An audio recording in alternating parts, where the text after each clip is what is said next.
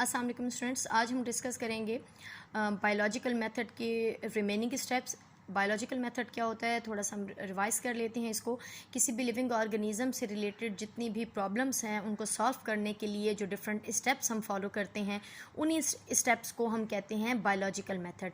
Biological method के 5 step हैं, जिसमें सबसे पहले थी ऑब्जर्वेशन। जो ऑब्जर्वर है वो अपने 5 सेंसेस को यूज़ करते हुए एक स्टेटमेंट देता है, और वो जो स्टेटमेंट है वो पास्ट एक्सपीरियंस या नॉलेज की बेस पे भी वो बनाता है, और वो जो ऑब्ज़र्व करता है उस बेस पर भी बनाता है, जिसे कहा जाता है हाइपोथेसिस। अब जो हाइपोथेसिस है वो 2 तरह से हम बनाते हैं या साइंटिस्ट बनाते हैं। Number 1 deductive reasoning, number 2 inductive reasoning. ये दोनों ही तरीके हम कल डिटेल में डिस्कस कर चुके हैं।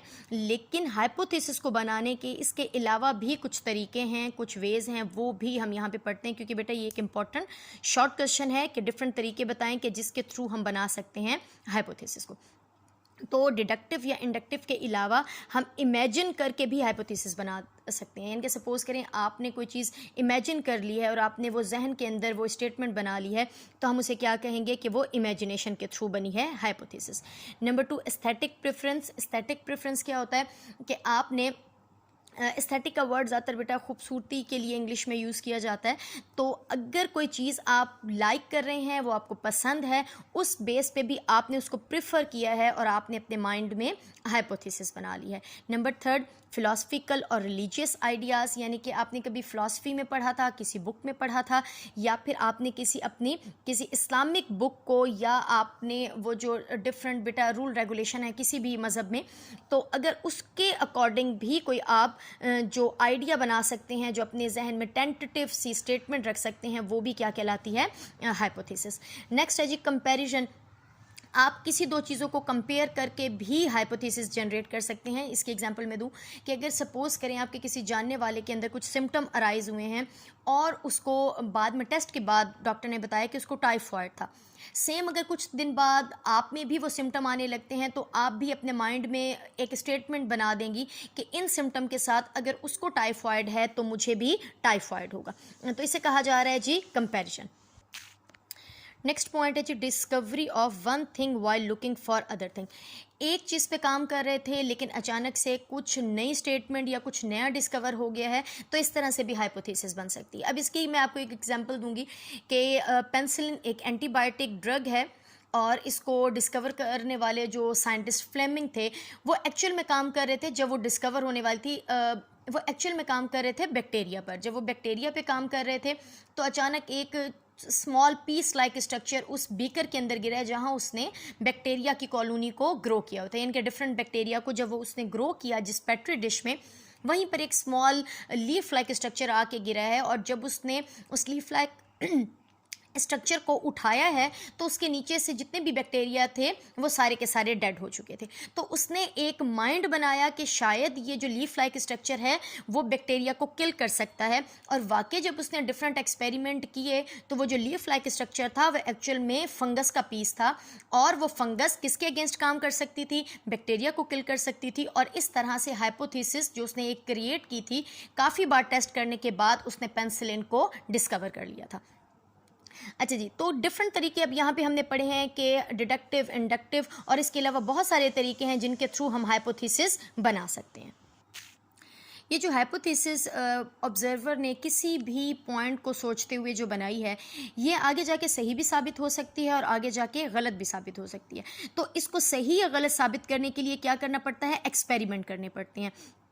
तो ये जो हाइपोथेसिस है इसको बहुत ज़्यादा रिग्रेस कहा जा रहा है, बहुत ज़्यादा इस पर टेस्ट किए जाते हैं, इसको टेस्टिंग की जाती है, इस बेस पे वो आगे जाके सही या फिर गलत साबित होती है।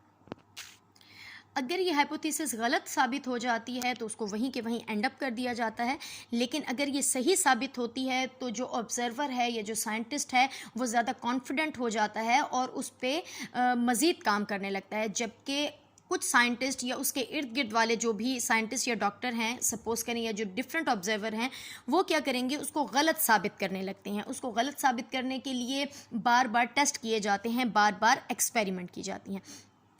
अब ना सिर्फ वो एक हाइपोथेसिस बल्कि उससे रिलेटेड बहुत सारी छोटी छोटी हाइपोथेसिस अराइज होने लगती हैं। बेटा इसकी मैं एक एग्जांपल दूंगी कि सपोज़ करें कि आपको 5 सब्जेक्ट के टीचर पढ़ाते हैं। अब एक टीचर है, उसको उन क्लास में से कोई एक बच्चा बहुत ज़्यादा लाइक लगा है। उसने जाके उसे पता है कि ये एक बच्चा जो है वो बहुत ज़्यादा इंटेलिजेंट है, अच्छा पढ़ने वाला है। उसने जब डिस्कस किया अपने उसी क्लास के किसी दूसरे टीचर के साथ, तो उसने एक नई हाइपोथेसिस दे दी कि बच्चा ना सिर्फ अच्छा पढ़ने वाला है बल्कि वो बहुत ज़्यादा हार्ड वर्कर भी है और इंटेलिजेंट भी है। तो ये एक नई हाइपोथेसिस आ गई। तीसरे टीचर तक जब ये बात गई है तो उसने ये बताया कि ना सिर्फ वो पढ़ाई में अच्छा है बल्कि वो पेंटिंग बहुत अच्छी करता है। तो ये एक तीसरी हाइपोथेसिस आ गई है। सेम इस तरह से ये बात जब किसी चौथे टीचर की तरफ गई है या किसी दूसरे स्टूडेंट की तरफ या किसी और की तरफ गई है, तो उसने कहा है कि ये बच्चा ना सिर्फ इंटेलिजेंट है, पढ़ाई में अच्छा है, पेंटिंग अच्छी कर लेता है, बल्कि ये गेम्स में भी बहुत अच्छा है। तो इस तरह से अभी टेस्ट कुछ भी नहीं हुआ है, ना उस बच्चे से टीचर ने पेंट करवा के देखा है, ना उस बच्चे को किसी गेम में उन्होंने आप कह सकते हैं डाला है या गेम करवा के देखा है, बल्कि जस्ट क्या क्रिएट हो रही हैं, हाइपोथेसिस क्रिएट हो रही हैं। और ये क्या है, ये सीरीज ऑफ हाइपोथेसिस है। फिर इस एक हाइपोथेसिस पर नहीं बेटा, ये जो डिफरेंट छोटे छोटे और हाइपोथेसिस अराइज होगी, इन सब पे काम होगा। और अगर ये सारी की सारी बातें, ये सारी की सारी हाइपोथेसिस सही साबित हो जाती हैं और बार बार डिफरेंट एक्सपेरिमेंट करने पर भी ये सही साबित होती हैं, तो उससे किसका दर्जा दे दिया जाता है, थ्योरी का दर्जा दे दिया जाता है। तो थ्योरी क्या है, series of hypothesis supported by result of many experiments. तो सीरीज ऑफ हाइपोथेसिस वही सीरीज यानी कि सिर्फ अब एक हाइपोथेसिस नहीं रही है, बल्कि उससे रिलेटेड बहुत सारी हाइपोथेसिस अराइज हो गई हैं। जब उन्हें सपोर्ट मिलती है बहुत सारे एक्सपेरिमेंट के पॉजिटिव रिजल्ट की, तो उसे किसका दर्जा दे दिया जाता है, थ्योरी का दर्जा दे दिया जाता है। तो जैसा कि एग्जाम्पल है हमारे पास सेल थ्योरी और प्रेशर फ्लो थ्योरी। बायो के अंदर सेल थ्योरी भी है और प्रेशर फ्लो थ्योरी भी है, यानी कि एक ऑब्जर्वेशन की गई, ऑब्जर्वेशन के बाद एक टेंटेटिव स्टेटमेंट दे दी गई, चाहे वो आगे जाके सही साबित हो जाए या गलत साबित हो जाए। अगर वो सही साबित होती है तो उसको बहुत ज़्यादा सपोर्ट मिलने लगती है, बहुत सारे साइंटिस्ट, बहुत सारे ऑब्जर्वर उस पर रिसर्च करते हैं, और जब सबका रिजल्ट पॉजिटिव आता है तो वो किसका दर्जा ले लेती है, काफ़ी सारे एक्सपेरिमेंट के बाद थ्योरी का दर्जा ले लेती है। अब कुछ पॉइंट्स हैं, हम ये देखते हैं कि एक गुड थ्योरी क्या है। बेटा ये एक और इम्पॉर्टेंट शॉर्ट क्वेश्चन है। वैसे ये बायोलॉजिकल मेथड कंप्लीट एक लॉन्ग क्वेश्चन है जिसमें से किसी भी 2 पॉइंट पर आपको लिखने के लिए कहा जा सकता है, लेकिन उसके अंदर छोटे छोटे शॉर्ट क्वेश्चन चल रहे हैं। जैसा कि यहाँ पर है, व्हाट इज़ गुड थ्योरी, के गुड थ्योरी के क्या पॉइंट है। गुड थ्योरी के 3 पॉइंट्स हैं।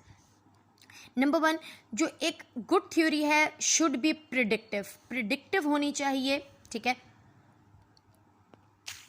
बेटा इस पॉइंट को मैं एक एग्जांपल के साथ समझाऊंगी।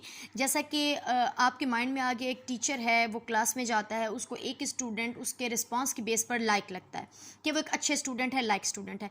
वो टेस्ट देता है और टीचर को पहले से ही आइडिया होता है कि इस बच्चे का टेस्ट तो अच्छा होने वाला है, या साल के एंड में या काफ़ी सारा पढ़ाने के बाद जब उस बच्चे के पहले से ही रिजल्ट बहुत अच्छे आने लगते थे, टेस्ट बहुत अच्छे आते थे, तो पहले से ही टीचर को आइडिया हो जाता है कि फ़लाँ बच्चे का टेस्ट बहुत अच्छा होगा या फ़लाँ बच्चे का टेस्ट बहुत बुरा होगा। तो एक अच्छी थ्योरी की क्या एग्जाम्पल है या क्या पॉइंट है कि उसको प्रिडिक्टिव होना चाहिए, पहले से ही आइडिया होना चाहिए कि इसका रिजल्ट क्या होगा। शुड हैव, सेकंड पॉइंट में शुड हैव एक्सप्लेनेटरी पावर, उसके पास एक्सप्लेनेटरी पावर होने चाहिए, खुद को साबित करने की पावर होनी चाहिए। यानी कि अगर एक बच्चा लायक है तो इसका ये मतलब नहीं है कि उसके टेस्ट एक दो टेस्ट अच्छा आ जाए रिजल्ट और बाद में उसके रिजल्ट जो हैं वो ख़राब आने लगे, बल्कि वो खुद भी, और वो फेल होने लगे, वो खुद भी खुद को प्रूव करे कि वो वाकई ही एक अच्छे स्टूडेंट है और उसके कंप्लीट या पूरे नंबर आ रहे हैं। तो एक अच्छी थ्योरी के पास एक्सप्लेनेटरी पावर होनी चाहिए। नेक्स्ट है जी, शुड बी प्रोडक्टिव। एक अच्छी थ्योरी की ये भी निशानी है कि वो डिफरेंट हाइपोथेसिस को प्रोड्यूस करे या वो प्रोडक्टिव हो इन नेचर में।